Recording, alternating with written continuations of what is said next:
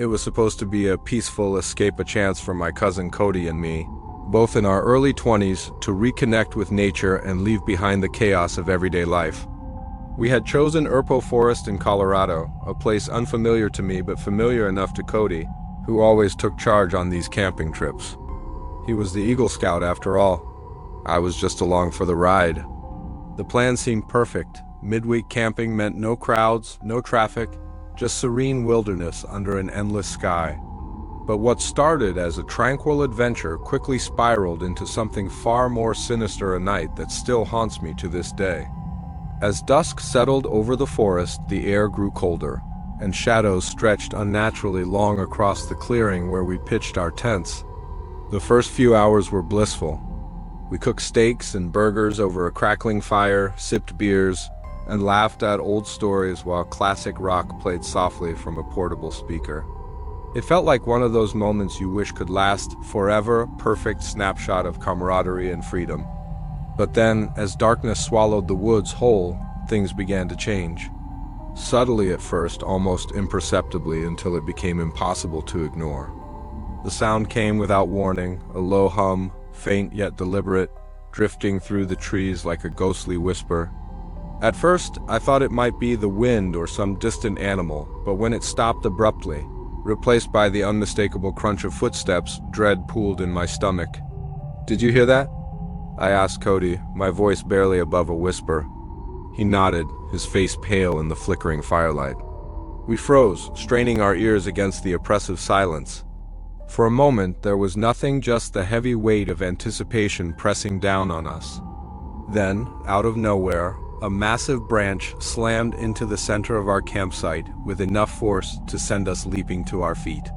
My heart pounded so hard I thought it might burst through my chest.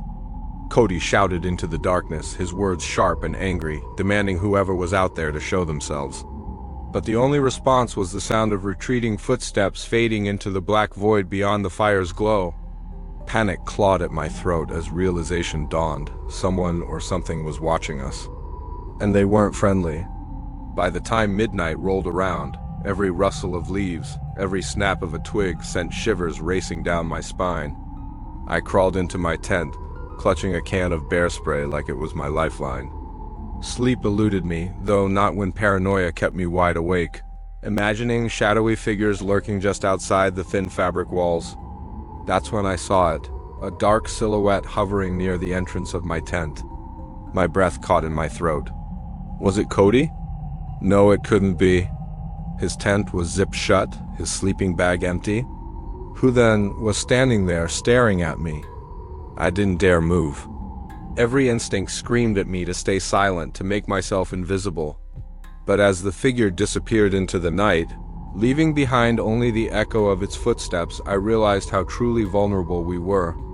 There was no escape, not in the pitch-black forest, not with whatever lurked out there waiting for us. By dawn, neither of us could bear another second in that cursed place. We packed up hastily, adrenaline coursing through our veins, and fled back to civilization. To this day, I haven't set foot in those woods again, and I never will. When my father passed away, it felt like the ground beneath me had crumbled. I was left with an inheritance that included a cabin up in Oregon, a place I hadn't visited since childhood. The weight of his death still hung heavy on my shoulders, so I decided to take some time off work and retreat to the cabin. It wasn't just about solitude.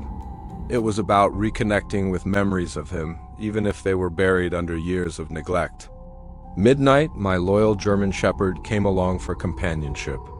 After all, being alone in the wilderness might have been peaceful, but it also carried its own risks I'd soon come to understand far too well. The first 2 days at the cabin were blissfully uneventful. I spent mornings snowboarding down nearby slopes, afternoons lounging by the fire, and evenings smoking cigarettes on the balcony while staring out into the endless forest. But on the third day, something shifted. As I played fetch with midnight outside, I noticed footprints in the fresh snow surrounding the cabin. They weren't mine or Midnight's, they were large, deliberate strides leading away from the property and disappearing into the dense woods. My heart sank as I tried to rationalize who could possibly be this deep in the wilderness. A hunter? Another camper. Or worse, someone watching me? That night, the unease grew unbearable. Midnight, usually calm and obedient, started pacing nervously around the living room. His ears perked up and he bolted toward the door, barking furiously. I grabbed my flashlight and followed him outside, scanning the area. Nothing seemed amiss until I heard it, a series of hoof-like steps echoing across the roof above us. "It's probably just a branch," I muttered, trying to convince myself more than midnight. But deep down, I knew better. Those footsteps weren't random. They were deliberate, almost human-like in their rhythm. Later that evening, unable to shake the feeling of being watched, I stepped onto the balcony for one last look at the woods before bed. The cold air hit me like a slap, and my breath formed ghostly clouds in the moonlight. That's when I saw it, a silhouette crouched between branches of a towering pine tree not 20 feet away. Its elongated limbs stretched upward unnaturally, gripping the bark as though defying gravity. Its mouth gaped open in what looked like a silent scream. My blood ran cold. Was it real? Had grief finally driven me mad? I called Midnight over, hoping his presence would ground me, but he refused to approach the railing. Instead, he growled low in his throat, hackles raised. I shone the flashlight toward the tree, but the figure vanished without a trace. Shaking, I retreated inside, locking every door and window multiple times. Midnight stayed glued to my side as we huddled together, listening to faint tapping sounds against the glass doors. Each knock sent adrenaline coursing through my veins, urging me to flee, but flee where? We were miles from civilization, trapped in this nightmare. By morning, I couldn't pack fast enough. Every shadow seemed alive, every sound amplified tenfold. I didn't care about leaving behind belongings or plans, I just needed to escape. As I sped away in my dad's old car, glancing back at the cabin shrinking in the rearview mirror, I swore I'd never return. Whatever or whoever was out there wasn't natural. And despite Cody's constant teasing about how scaredy cat I'd become since our camping trip in Erpo Forest, I knew what I saw. Some things are scarier than bears or intruders, they're beyond explanation. After the chilling camping trip in Erpo Forest with Cody, I thought I'd never experience anything scarier. But life has a twisted sense of humor, and it wasn't long before another nightmare unfolded, this time much closer to home. It started when I stumbled across an ad on Craigslist for an iPhone 7 at an unbelievably low price. The seller, Melvin, seemed friendly enough over text, assuring me the phone was brand new, still sealed in its box and factory unlocked. He even sent pictures and videos as proof. Desperate for a new phone, I agreed to meet him that evening. My friend Martina reluctantly tagged along, mostly because she knew how reckless I could be. "If we're doing this," she joked, "you owe me dinner." Little did we know how literal her words would become. We drove an hour north to the designated pickup spot, a police precinct parking lot, which initially put my mind at ease. But things quickly took a dark turn when Melvin called to say his car had broken down on some desolate road nearby. He pleaded for us to come help jump-start it. Martina shot me a look that screamed red flag. "No way," she whispered. "This is sketchy AF." I hesitated but convinced myself we'd driven too far to back out now. Against every instinct screaming inside me, we followed Melvin's GPS location to a pitch-black stretch of road flanked by dense woods. There was no sign of a broken-down car or anyone waiting, just silence and the oppressive feeling of being watched. We kept driving until we spotted headlights behind us. A black sedan emerged from nowhere, trailing ominously close. My heart raced as I sped up. So did they. Finally, we pulled into a small diner hoping to lose them, but the car parked right outside. Panic surged through me when a hooded man entered the diner moments later. His piercing gaze locked onto ours. Martina nudged me, whispering, "That's him, it's Melvin." Without hesitation, I bolted for the door while Martina settled our check. As soon as we hit the highway, relief washed over us until the low tire pressure warning flashed on my dashboard. Someone had slashed my tires. Stranded on the side of the road, adrenaline coursed through me as I swapped the flat for a spare, all too aware of the danger lurking nearby. That night, Martina and I vowed never to trust strangers online again. After the unsettling Craigslist phone buying incident with Melvin, I thought I'd had my fill of strange encounters.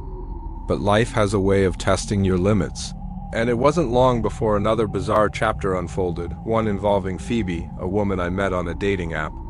At first glance, she seemed perfect. Kind eyes, witty banter, and an easygoing charm that made me forget about the paranoia lingering from past experiences. We went on 2 dates, a casual drink at a bar followed by a night out with my friends, and while they weren't exactly fireworks, there was something intriguing about her. So, when she invited me to her high school reunion party, claiming she didn't want to go alone, I agreed without hesitation. The drive to the venue felt off almost immediately. The address led us to a sprawling house tucked away in the woods, far removed from any sense of normalcy. As we stepped inside, the atmosphere grew increasingly eerie. Everyone stared, not friendly glances, but piercing looks like they were dissecting my very presence. Conversations stopped mid-sentence as people turned their attention toward me. They asked invasive questions. What do you do for work? Where do you live? Are you close with your family? It felt less like small talk and more like an interrogation. Even Phoebe's demeanor shifted. She became quieter, almost anxious, avoiding eye contact whenever someone approached us. Things took a darker turn when a man pulled me aside under the guise of being one of Phoebe's classmates. His voice was low, urgent. "That girl isn't who she says she is," he whispered. My stomach churned. He pressed further, asking what she told me about the event. When I mentioned it was a high school reunion, he smirked bitterly. "Do these people look like they're celebrating old memories?" He urged me to leave sooner rather than later, leaving me shaken and confused. I excused myself to the bathroom, heart pounding, and texted all my friends about how wrong this situation felt. Before I could figure out what to do next, someone knocked on the door. Panicked, I rushed back to the living room only to find Phoebe nowhere in sight. Deciding I couldn't stay a moment longer, I slipped out unnoticed, got into my car, and sped away. Back home, paranoia consumed me. I dug deeper, searching for answers online. What I discovered sent chills down my spine. The name Phoebe wasn't associated with her number or address. Instead, records showed a Claire Foster linked to a completely different location. Realizing I'd narrowly escaped danger, I blocked her number instantly. Martina, still traumatized from our run-in with Melvin, joked nervously, "Sounds like you dodged another bullet." She wasn't wrong. That night, I couldn't shake the feeling that I'd been lured into something sinister, something far beyond a simple. When I was about 8 years old, an experience occurred that planted the seed of fear in me, a fear not of ghosts or monsters under the bed, but of real people. It happened late one night when I woke up to faint noises downstairs. At first, I thought it was my older brother Chris rummaging through the kitchen, as he often came home late after driving around with friends. But something felt off this time. The house was eerily silent except for occasional creaks and thuds. My heart raced as I lay frozen in bed, staring at the doorway. Then, without warning, the door to my room slowly opened. A dark figure emerged, standing motionless near my bed. I couldn't scream. My throat tightened like a vice. The silhouette didn't move closer, it just stood there, watching me. After what felt like an eternity, it turned and left, closing the door behind them. Shaking uncontrollably, I convinced myself it must have been Dad checking on me before heading to bed. But deep down, I knew better. The next morning, I learned the horrifying truth. My parents had rushed out earlier that night because Chris got into a car accident. In their panic, they forgot to lock the front door. When they returned hours later, they found it wide open, the cold air seeping into the house. They immediately called the police, who searched every corner but found no trace of the intruder. That incident haunted me for years. Looking back now, especially after surviving close calls like the Craigslist phone deal with Melvin or the unsettling camping trip with Cody, I realize how vulnerable we are in our own homes. That night I wasn't harmed physically, but emotionally, it scarred me forever. After surviving the harrowing camping trip with Cody and the unsettling Craigslist encounter with Melvin, I thought my life was finally calming down. But fate had other plans. A few months later, I took a job as a direct care aide for Martha, a 65-year-old woman suffering from severe dementia. Her daughter Colleen, who worked night shifts, hired me to ensure her mom stayed safe during the evenings. At first glance, it seemed like an easy gig. Martha appeared sweet enough when we met, giving me a warm smile before retreating upstairs for bed. Little did I know that this easy job would spiral into one of the most terrifying nights of my life. The first hour passed uneventfully. I settled into the living room, catching up on TV shows while keeping an ear out for any unusual noises. Around midnight, I heard footsteps above me. Thinking Martha might need something, I called out gently, but she didn't respond. Assuming she'd gone back to sleep, I returned to the couch. But peace never lasts long in situations like these. An hour later, I got up to grab a sandwich from the kitchen. As I walked back toward the living room, plate in hand, I nearly dropped everything when I saw Martha standing in the doorway, staring blankly at me. She screamed, "Who are you?" Her voice echoed through the house, sending chills down my spine. After what felt like forever, I managed to calm her down and guide her back to bed. But the real nightmare began just after dawn. Exhausted from the previous hours, I decided to rest in the spare bedroom upstairs. Sleep came quickly, but not for long. Around 2 a.m., I woke to a loud bang reverberating through the house. Heart pounding, I tiptoed downstairs, only to find Martha in the pitch-black kitchen, repeatedly opening and slamming the oven door. The scene was surreal, almost cinematic in its horror. When I called her name, she froze, turned toward me with an expressionless face, and shuffled past me without a word. Back in bed, I tried to shake off the unease, convincing myself it was just part of her condition. But then around 3:30 a.m., I jolted awake again, this time to the sound of someone whispering my name from inside my closet. Before I could process what was happening, Martha emerged, holding a massive kitchen knife. "Who are you?" she hissed once more, raising the blade. Panic surged through me as she lunged forward, swinging wildly.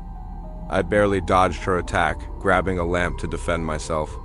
Adrenaline kicked in, and I sprinted downstairs, locking myself outside until Colleen arrived home. By sunrise, I'd already packed my things and quit.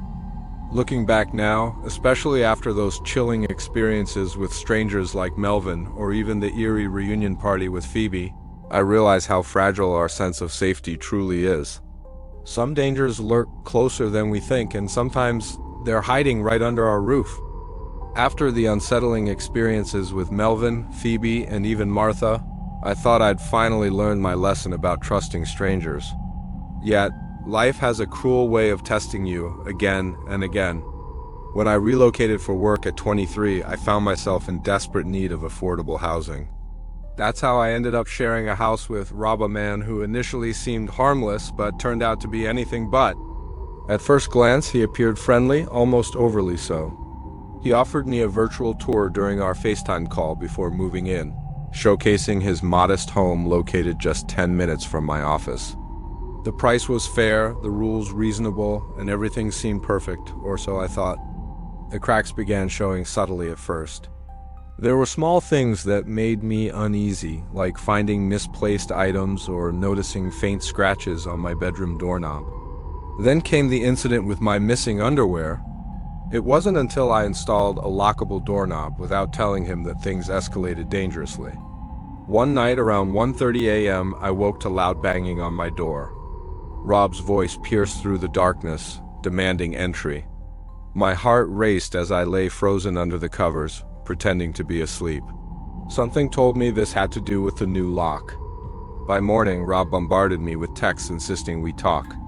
When I admitted to changing the doorknob, his tone shifted from anger to manipulation. "You don't need privacy," he said coldly.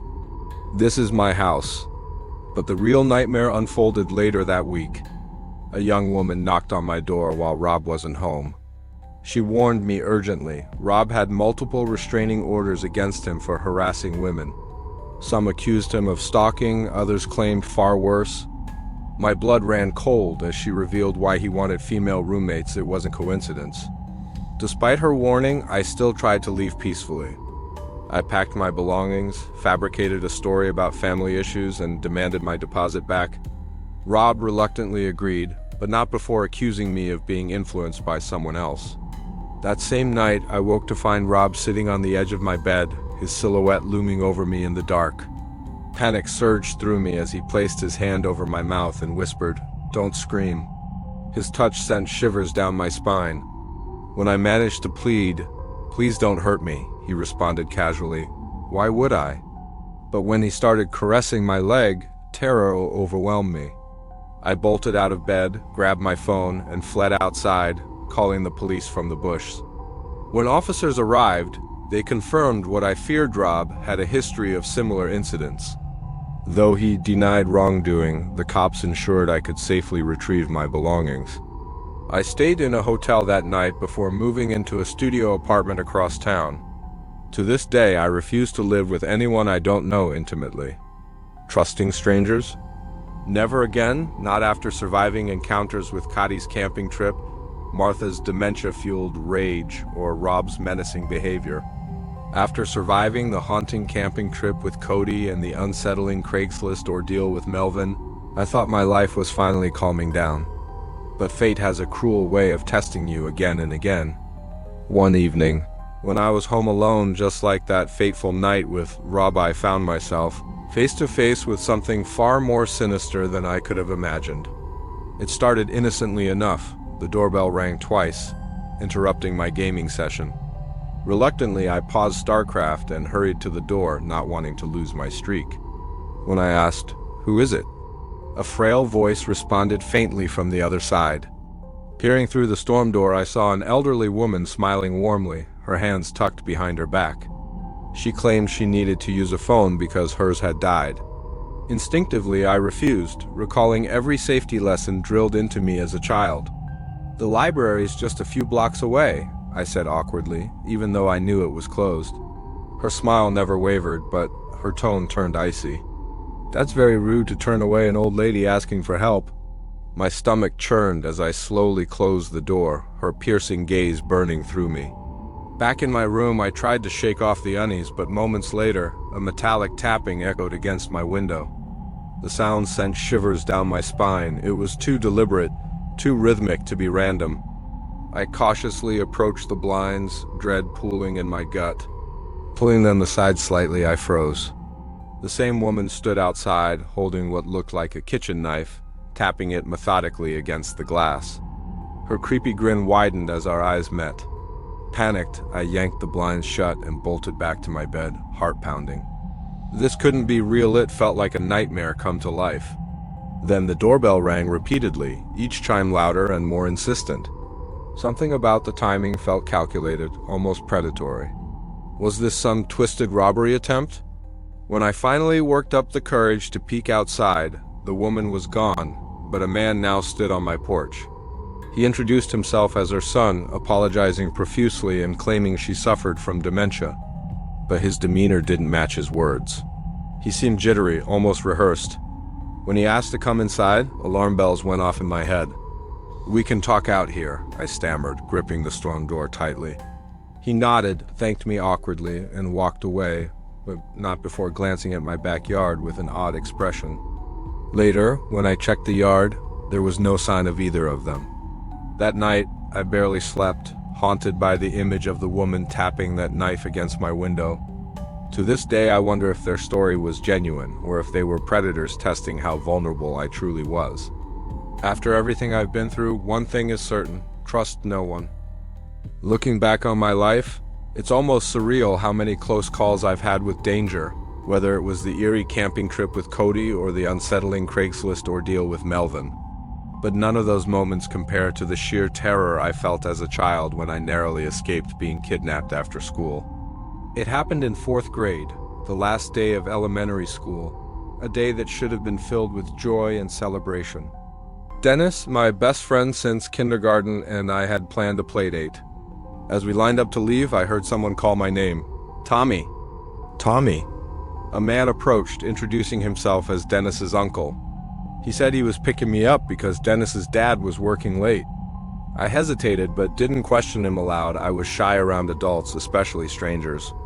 Miss Blue, our teacher, waved us off without verifying if I truly knew him. That decision haunts me to this day. The car ride felt endless, though it was only 10 minutes. His jittery demeanor and rapid-fire questions about school sports made me uneasy. When we arrived at his house, everything seemed normal at first glance. But once inside, the atmosphere shifted. The curtains were drawn, casting the room into an unnatural darkness. My heart raced as he locked the door behind us. "Where's Dennis?" I asked nervously. "He's downstairs playing video games," the man lied before disappearing into another room. Panic surged through me when I realized the front door was locked. Desperate, I found a phone in the kitchen and dialed 911, whispering for help. Moments later, the man returned, trying to coax me toward the basement. I screamed and resisted until police sirens blared outside. Officers broke in, saving me just in time while the man was arrested. To this day, I shudder thinking about what might have happened if I hadn't called for help. After surviving the harrowing camping trip with Cody and the unsettling Craigslist ordeal with Melvin, I thought I'd finally had my fill of strange experiences. But life has a twisted sense of humor, and it wasn't long before another bizarre event unfolded, this time during a New Year's Eve party at Logan's house. The night started off like any other celebration. Drinks flowed freely, laughter filled the air, and we all screamed, "Happy New Year," as midnight struck. By 3 a.m., most guests had left, leaving just me, Logan, and Cody behind. As the energy died down, an eerie creaking sound began to echo through the house. At first, we dismissed it as the fridge or some random appliance acting up, but the noise persisted, growing louder and more deliberate. Logan, visibly uneasy, suggested checking the basement. None of us wanted to go alone, so we grabbed kitchen knives, not that they would have done much good in our drunken state, and descended together. The basement was cluttered but empty, save for an old couch, a dusty bar table, and a rocking chair tucked into the corner. As we searched every nook and cranny, the creaking stopped abruptly, leaving an oppressive silence in its wake. Then, out of nowhere, the rocking chair moved on its own, a slow, rhythmic sway that mimicked someone gently rocking back and forth. My blood ran cold. Logan muttered something about his late grandmother, who once owned the chair. He explained how she passed away years ago, but her presence lingered in subtle ways around the house. None of us spoke as we bolted upstairs, slamming the door shut behind us. For days afterward, Logan kept the basement locked, refusing to acknowledge what we saw or felt that night. Looking back now, especially after everything I've endured, from Martha's dementia-fueled rage to Rob's menacing behavior, I realize there are things in this world that defy explanation. Some dangers lurk not only in dark forests or strangers' intentions, but also in memories that refuse to fade.